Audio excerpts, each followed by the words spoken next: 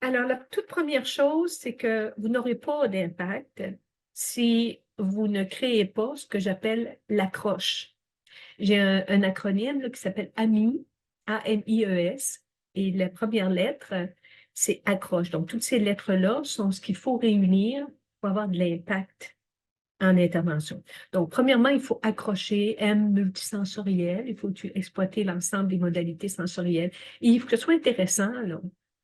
Hein, si je parle de la conduite automobile à un enfant de 4 ans, pas intéressant, là. Si je parle d'un jouet qui fait clown comme ça, puis qui est bien intéressant pour le 4 ans, mais 14 ans, pas sûr qu'il va embarquer là-dedans, là. Donc, que ce soit intéressant, il faut que ce soit pour élémentaire, simple. Plus c'est simple, mieux c'est. Cette semaine, j'animais un midi, des midis rencontres là, de juin, là, et je parlais de frein et accélérateur. Donc, où est-ce qu'on devrait mettre le frein dans notre vie? Où est-ce qu'il faudrait mettre l'accélérateur? Parce que, par exemple, des personnes très anxieuses, si vous travaillez avec des ados, ils ont tout hâte d'avoir leur permis de conduire, là, avec l'auto, bien intéressant.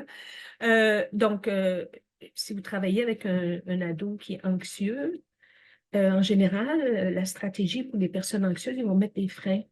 J'irai plus là, je parlerai plus à telle personne, je ferai plus telle chose, je me présenterai plus de... Parce que ça, dès que je fais ça, ça crée de l'anxiété.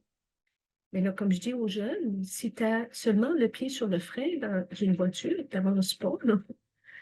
Ouais, ce qui te fait avancer, c'est l'accélérateur. Donc, il faut que tu lâches le frein, là, que tu appuies sur l'accélérateur. Donc, pour l'encourager à oser, puis à arrêter de se construire un ghetto étouffant, là. Donc, et le F, c'est pour suivi. Donc, plus je vais choisir quelque chose qu'ils vont revoir souvent, plus il va y avoir un suivi. Donc, l'accroche est très importante parce que ça commence par ça, là, ami, puis accroche, là, parce que si vous ne faites pas ça, vous n'aurez pas d'impact. OK?